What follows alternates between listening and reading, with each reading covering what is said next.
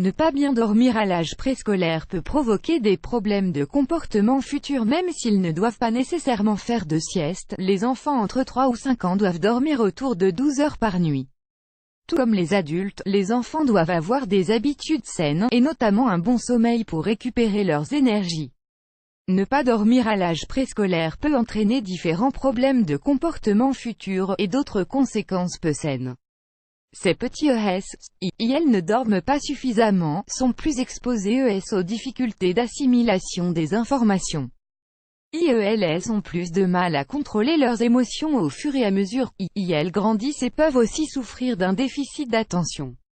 Ces conclusions ont été obtenues à partir de plusieurs études réalisées à l'hôpital général des enfants du Massachusetts, États-Unis, par un groupe de scientifiques.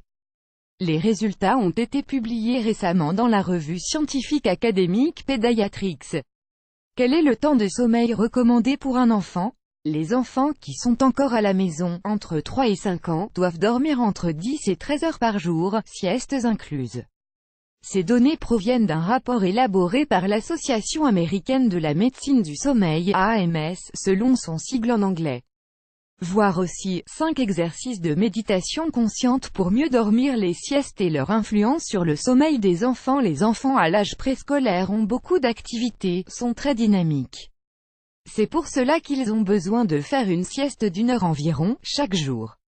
Même s'ils ne s'endorment pas, ce moment de la sieste peut être utilisé pour jouer en silence, se calmer des tâches qu'ils ont faites pendant la journée, etc. Conseil aux enfants lors du coucher. Il est important d'établir un horaire pour aller au lit.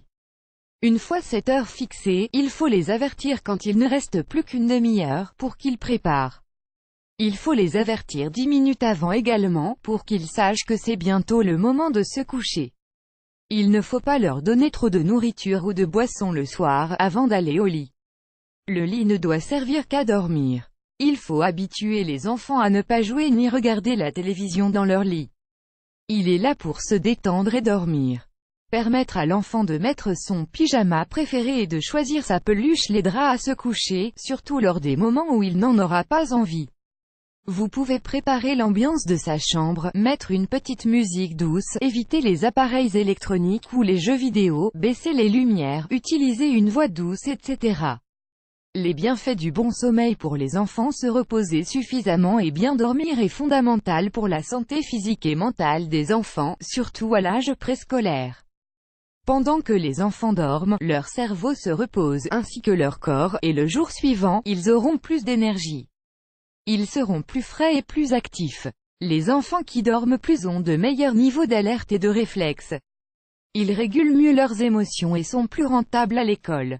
De plus, ils sont moins irritables et souffrent moins de somnolence pendant la journée. Le problème des écrans. Parmi les raisons principales du mauvais sommeil ou repos des enfants, il y a le fait qu'il n'existe pas d'horaire fixe pour aller au lit. Mais il y a aussi tous les écrans. Télévision, téléphone mobile, ordinateur, etc. Ce sont des sources de distraction importantes. Dans certains cas, les enfants en ont même dans leur chambre. Ils consacrent donc des heures qui devraient être des heures de sommeil à une émission de télévision, aux jeux vidéo ou aux réseaux sociaux. Mal dormir peut entraîner de graves conséquences chez les enfants, mais il y a des solutions. Il suffit de réaliser de petits changements dans la vie quotidienne. Les enfants peuvent avoir besoin que d'une demi-heure ou d'1 heure supplémentaire, et cela peut avoir un impact significatif. Nous vous recommandons aussi de lire « Les techniques de Maria Montessori pour canaliser la colère et la nervosité chez l'enfant ». Le trouble de l'attention. Un déficit de sommeil peut avoir des conséquences qui dépassent un faible rendement à l'école ou des problèmes de comportement.